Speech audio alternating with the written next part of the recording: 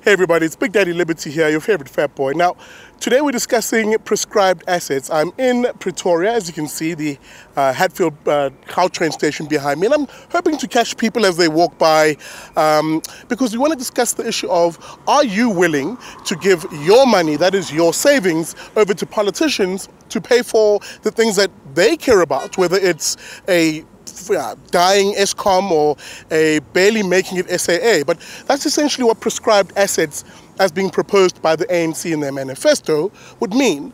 Politicians having the power to be able to dig into your savings and pension in order to fund either political vanity projects or the myriad of SOEs that aren't doing well at the moment. So join us for this conversation. We're going to catch people as they walk by, those who are willing to talk, and we'll ask them, are you willing to fund the political vanity projects of politicians using your savings? I don't think that is a good idea personally, because as a leading party, they have many sources to generate money. Besides taking our money that we struggle for, we even get less paid, but they still take that part of our less payment and contribute on their services like Eskom, state-owned companies. Yeah. Last question maybe. Look, a lot of people that I've been meeting here today, we're young professionals who are working. Do you have a retirement fund or some form of savings that you've been building as a working person? I do have, but it's very little because I'm also earning very little amount. I completely disagree with that because, well, first of all, it's your savings, it's your hard-earned money. I'd agree to it if maybe like the people with the savings accounts and the pensions fund, if they had a say in where the money went and they signed a contract for it. But now, just putting your hands in and grabbing money is just theft at this point. And honestly, it's just dirty work to me. Last question. I know you're in a rush. A lot of people are worried at the moment. It is election season, and the Big Liberty Show will be covering all the political parties and their manifestos, or at least the major ones, especially their ideas, because that's what we really care about. What do you think about the country at the moment? Are you a registered voter? Will you be voting? I haven't registered to vote yet, but I will be registering to vote soon. Currently, I don't know, the country is getting better. I won't lie about that. It is progressing, but it just seems that when we take a few steps forward, we take a massive step back with the corruption or thievery or just the scandals that are going on. But I feel if we can get someone in proper power who knows what they're doing and is very truthful and honest, then definitely this country can flourish. My thoughts is yes, yes. Okay. Yeah, it's an exciting idea because these people or organizations, they are also helpful in our lifetimes. Okay. Yeah, and all right, they can do it. Actually, it's not such a bad intention, but they should ask people first. Okay. They also should have an input in their savings and stuff. So you're saying it's not really a bad idea as long as they ask people for permission. Do you trust politicians to even do that? No, I don't. That's why. For them, it's not such a bad intention, but from them, it's not okay. It doesn't look good. Well, you heard it. That's another view. Some people saying, hey, maybe it's not a bad idea as long as they ask permission. But hey, we know the true nature of politicians. So I wouldn't say politicians, I would say government. And I would not think that government could legally dig into people's pensions. So it would be interesting to see if constitutionally they could do that and whether they would then have to change our constitution in order to do that. I think that they need to start taking a real different look at how they prop up the SOEs or really shift it. And we've certainly seen in the newspaper today that I understand the private banks are looking at a potential partnership of sorts. So let's hope that works off. Very quickly, just to probe your mind on this one. On this show, it's a classically liberal outlook to things. And one of the ideas that I often push out is, hey, should government even be in the business of running business? Why don't you sell those off to the private sector and focus those few funds that government does bring in on social services and the things that government should be doing? Your thoughts on that?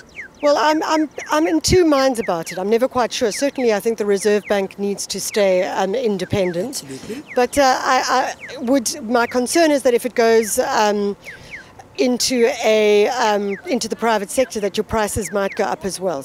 But your prices are going up anyway. So electricity is costing more. Sometimes we hear fancy sounding words like prescribed assets and we don't really know what that really means. This is something which I think we need to chat a lot more about. And maybe as I wrap up, I want ordinary South Africans to think about the broader issue here. It's more than just about your savings or your pension. It's what we as the people decide we're giving to politicians as power. Should they have the power to confiscate stuff from us?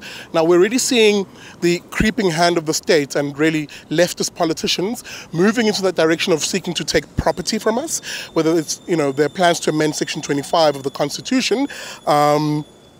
And, in this particular instance, moving into our savings, should politicians have this power? We're going to discuss these issues and more as we cross back to studio.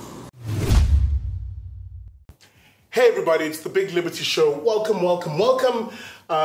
This is the new studio. I know this is your first look at it.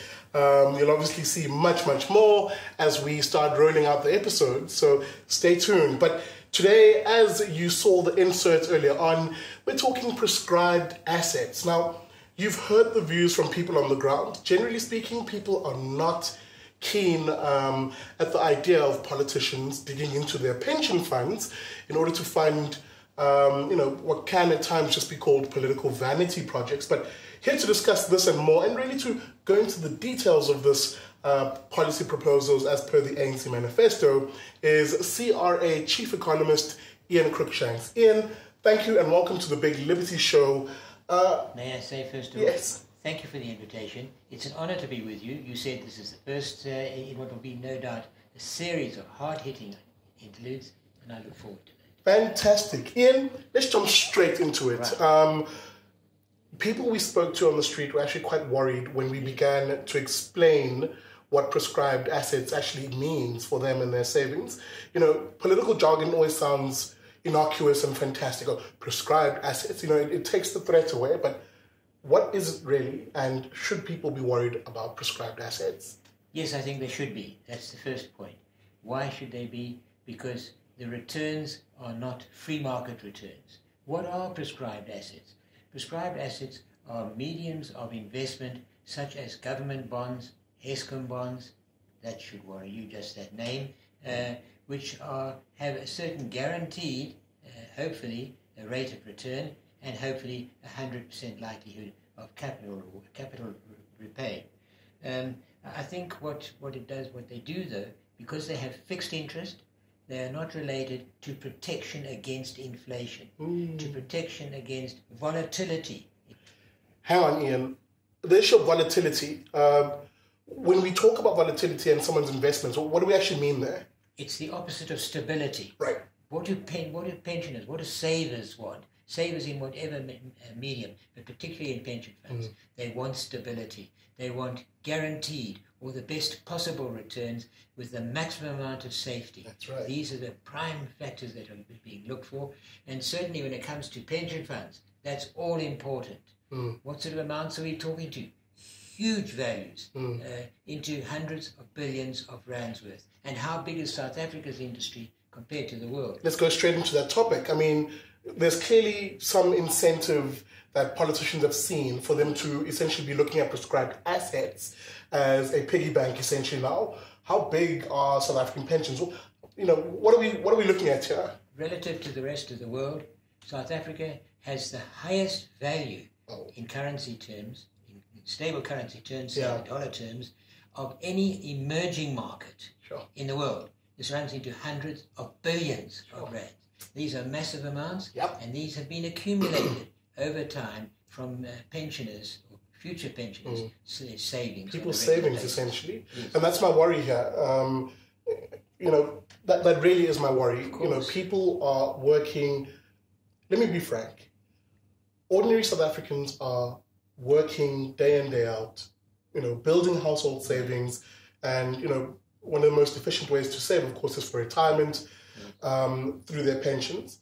No one is expecting a policy decision this drastic to essentially be targeting their own savings. I don't think that is, let me be precise and specific. I don't think when we talk about prescribed assets, people really understand just the potential impact this will be on their own savings.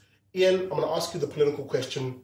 Should people be worried about this? Is this a wise political decision to be made by the ANC, or indeed any party and any politician? First of all, it's a political decision. And that means that one has put a question about accountability. Yeah. What is the rationale behind it?